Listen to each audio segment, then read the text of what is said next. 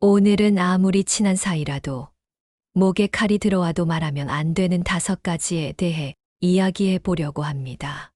영상을 시작하기 전에 구독과 좋아요 부탁드립니다. 여러분의 한 번의 클릭이 더 좋은 컨텐츠를 만드는 힘이 됩니다. 목에 칼이 들어와도 이것만은 말하지 않는 것이 지혜로운 노후를 보낼 수 있는데요. 말 한마디로 천냥빚을 갚는 것처럼 그만큼 말의 중요성은 여러분들도 너무 잘 아실 텐데요. 인생을 살다 보면 때로는 침묵이 금이 되는 순간이 있습니다. 첫 번째로 살펴볼 것은 실수로 알게 된 타인의 사생활입니다. 실제 있었던 안타까운 사례를 하나 들려드리겠습니다. 한 회사의 부장님이 있었습니다. 그분은 3년 동안 해외지사 설립 프로젝트를 진행하고 있었죠. 이번 프로젝트를 마무리하면서 일도 성공시키고 자신의 영예로운 퇴사도 계획하고 있었는데요. 어느 날 한 직원이 실수로 부장님의 책상 위에 있던 병원 진단서를 보게 되었습니다. 암 진단을 받으셨더군요. 그 직원은 부장님을 걱정하는 마음에서 다른 팀원들에게 이 사실을 알렸습니다. 하지만 이 소문은 순식간에 회사 전체로 퍼졌고 결국 해외 본사까지 알게 되었습니다.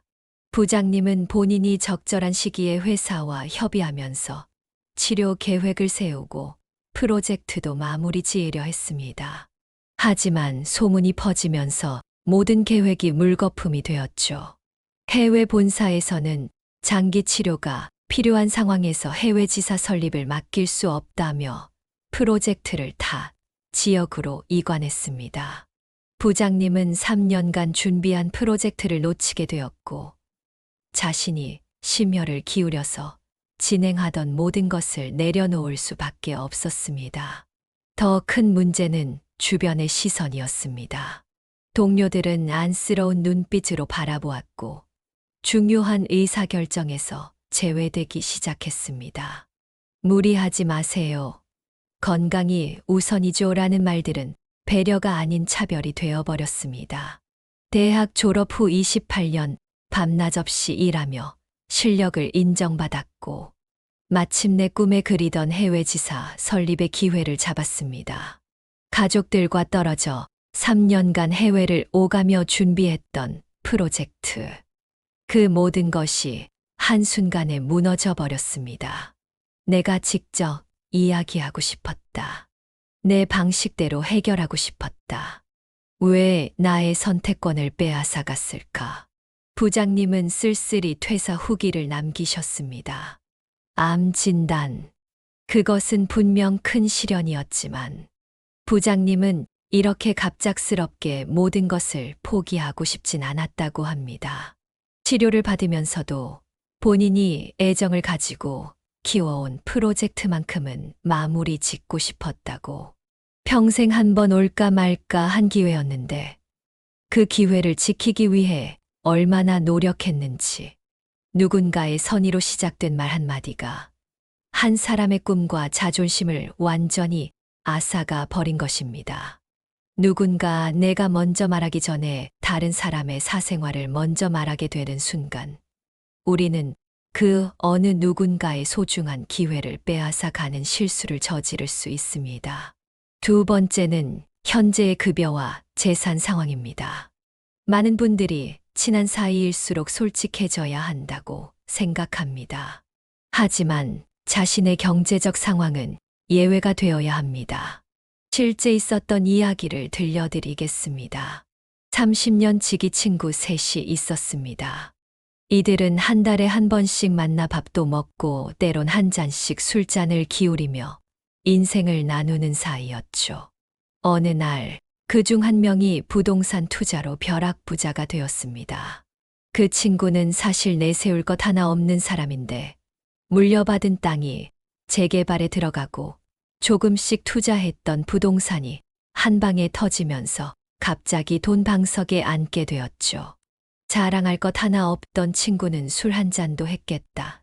취기도 오르고 친구들 앞에서 자신을 치켜 세우고 싶은 마음에 돈 방석에 앉게 된 이야기를 시작했지요. 이렇게 많은 돈을 만지게 된 건 처음이야. 이게 꿈이야, 생시야. 열심히 살다 보니 이런 행운도 따르네. 술김에 나눈 솔직한 이야기였습니다. 하지만 그 순간부터 모든 것이 달라지기 시작했습니다. 먼저 만날 때마다 밥값과 술값을 당연히 그 친구가 계산해야 할 것처럼 되어버렸습니다. 야, 너는 앉아서도 돈이 들어오는데 잘 나가는 내가 쏴라. 농담처럼 시작된 이야기가 점점 당연해져 갔죠. 그런데 한 친구가 갑자기 5천만 원을 빌려달라고 했습니다. 이번에 아들 장가 보내는데 어떻게 좀 안 되겠냐? 거절하자 관계가 서먹해졌고, 돈 좀 생겼다고 우리를 무시하나? 라는 뒷담화가 시작되었습니다. 결정적인 것은 그 친구의 아내가 다른 지인을 통해 시세 차익을 제대로 알게 된 것이었습니다. 나한테 이야기한 것은 그보다 적었는데 그렇게 딴 주머니 챙기고 그동안 절약하자고 한 게 이해가 안 되네요. 부부 사이에도 금이 가기 시작했습니다. 결국 그 친구는 다른 동네로 이사를 가야 했습니다. 인간관계를 다시 정리해야 했고, 새로운 환경에서는 자신의 경제적 상황을 철저히 비밀로 하기로 했다고 합니다. 사람들은 어려운 일일 때 위로해주며 함께 해주는 것은 그래도 쉽지만 오히려 잘 나가고 있을 때 다른 사람의 기쁨을 같이 기뻐해주는 것은 더 어렵습니다. 사촌이 땅을 사면 배가 아프다라는 말이 있을 정도로 이런 나의 잘 나가고 있는 상황을 자신을 지켜 세우기 위해서 떠벌리고 다니는 일은 결코 도움이 되지 않을 것입니다. 세 번째로 알아볼 내용은 배우자와의 사적인 갈등입니다. 낱말은 새가 듣고 반말은 쥐가 듣는다. 우리 조상님들의 이 오랜 지혜. 현대 사회에서는 더욱 절실한 교훈이 되었습니다. 한 가지 사례를 들려드리겠습니다. 미연 씨는 18년 차 워킹맘이었습니다. 아이들을 키우면서 집안일과 일을 병행하면서 종종 남편과 갈등이 있었죠. 특히 시댁 문제로 힘들 때면 친한 동료들에게 속마음을 털어놓곤 했습니다. 우리 신랑은 맨날 엄마 편만 들어요. 집안일은 전혀 안 도와주면서 내가 그만둘까봐 벌벌 떨어요. 휴가 때도 시댁에만 가자고 해서 너무 힘들어요. 단순한 하소연이라고 생각했습니다. 친한 언니한테만 말한 건데 이 자리에서만 하는 이야기야. 하지만 이런 말들이 얼마나 무서운 속도로 퍼져나가는지 미연 씨는 곧 깨닫게 됩니다. A에게 한 얘기는 B에게 전해지고 B는 다시 C에게 전하면서 조금씩 과장됩니다. C는 D에게 전할 때 자신의 해석을 덧붙이죠. 그리고 어느새 미연 씨 남편이 폭언을 한다며? 시어머님이 며느리를 노예처럼 부린다면서? 이혼각이라고 하던데. 더 무서운 건 전파 속도입니다. 카톡 단체방, 회사 점심 모임. 요즘은 하나의 이야기가 퍼지는데 채 하루도 걸리지 않습니다. 결국 그 이야기들은 그 아내들에 의해 퍼지게 되었고 어떻게 알았는지 남편은 친구에게 연락을 받게 됩니다. 자네 와이프가 회사에서 힘들다면서 이야기했다던데 와이프 좀 들여다봐야 하는 거 아니야? 그 일로 남편과 미연 씨는 말다툼을 하게 되었고 작은 불평으로 시작된 부부싸움은 그 간의 캐캐묵은 감정들과 서로에 대한 불신과 상처를 키우는 도화선이 되었습니다. 그리고 부부관계는 돌이킬 수 없이 악화되었습니다. 남편은 아내가 자신의 사생활을 동료들에게 공유했다는 사실에 큰 배신감을 느꼈고 미연 씨는 이제 누구에게도 속마음을 털어놓을 수 없게 되었습니다. 네 번째 이야기는 남의 흉은 절대 이야기하면 안 된다입니다. 여기 한 이야기를 들려드리겠습니다. 한 산악회 회원인 명자 씨, 춘자 씨, 경자 씨는 산을 타면서 많이 친해지게 되었죠. 그러다 보니 속 이야기도 자주 하는 편이었습니다. 그런데 어느 날 산악회에 새로운 회원인 숙경 씨가 들어왔어요.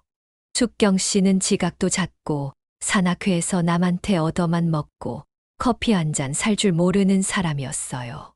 어느 날 세 사람은 함께 모여 이야기를 하다가 명자 씨가 먼저 숙경 씨 이야기를 꺼내기 시작하고 험담을 하기 시작했어요. 마침 춘자 씨도 그 이야기에 공감하면서 장단을 맞추면서 함께 숙경 씨 험담을 하기 시작했죠. 사람이 말이야 아니 캔커피 한 잔 살 줄 모르고 맨날 얻어먹기만 하는데 참 꼴볼견이야. 맞다니까.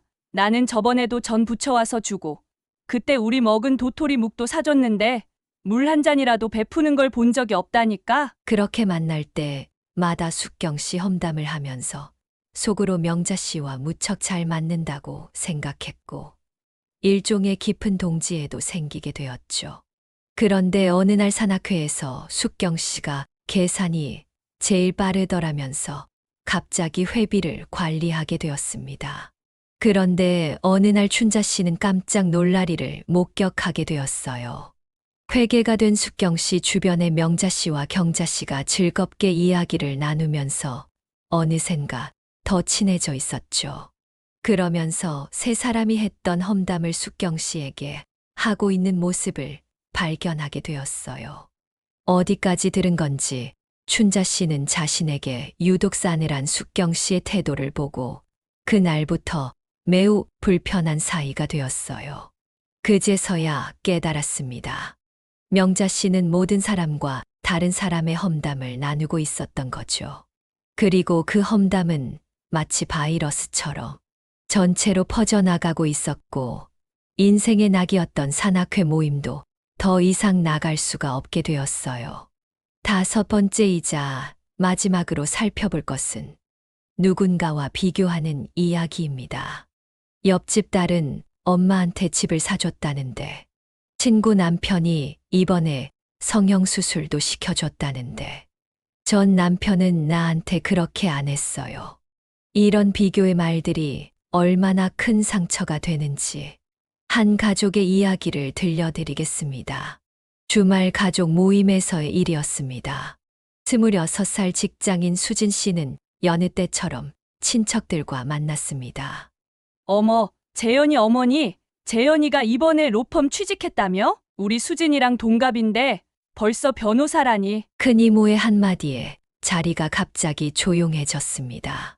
맞아요. 우리 수진이도 열심히 하고 있어요. 어머니의 작은 목소리가 이어졌습니다. 그나저나 옆집 미연이는 결혼은 언제 하나요? 얼마나 좋은 신랑감인지 몰라. 신랑이 대기업 부장에 시댁도 병원 운영한대요. 작은 이모의 말에 미연 어머니는 자랑스러운 표정을 지었습니다. 수진 씨의 얼굴이 굳어갔습니다. 친척들의 대화는 계속되었죠. 그러고 보니 희진이네도 이번에 제주도에 별장 샀다면서? 우리 조카 승민이는 이번에 승진했다고 하더라. 돌아오는 차 안에서 수진 씨가 울음을 터뜨렸습니다. 엄마, 나는 왜 이렇게 못난 자식이에요? 그날 이후 수진 씨는 가족 모임에 나오지 않았습니다. 여러분, 비교는 독입니다. 특히 조심해야 할 것들이 있습니다. 자녀들의 성적이나 직업, 배우자의 성공이나 수입, 시댁과 처가의 경제력, 친구 자녀의 결혼과 취업, 이웃의 재산이나 생활 수준. 왜 위험할까요? 이런 비교는 당사자의 자존감을 무너뜨리고 가족 간의 신뢰를 해치며 부모 자식 간의 갈등을 만들고 회복하기 어려운 정신적 상처를 남깁니다.